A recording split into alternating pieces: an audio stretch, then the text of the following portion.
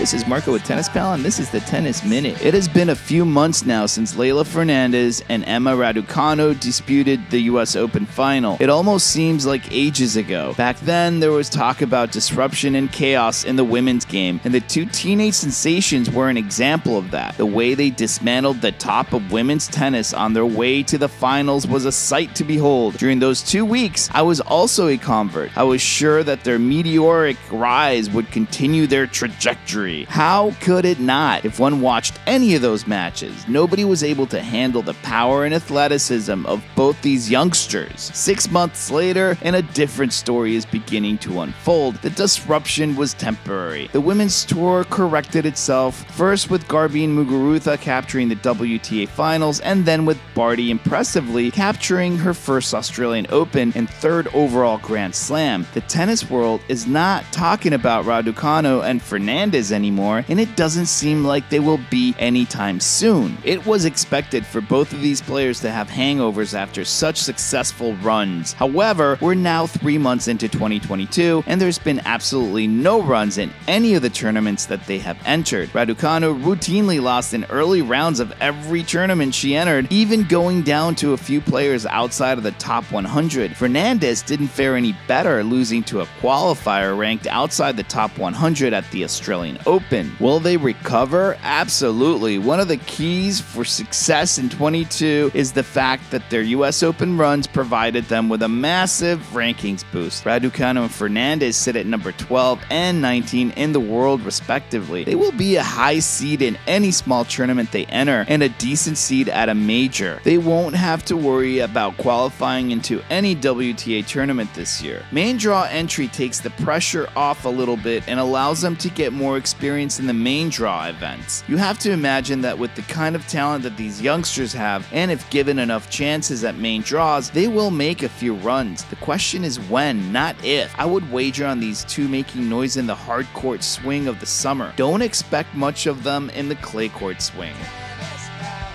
Like always, don't forget to jump on the Tennis Pal app to stay up to date on tennis news, find groups of friends to play with, and get a virtual coach to help with your tennis game.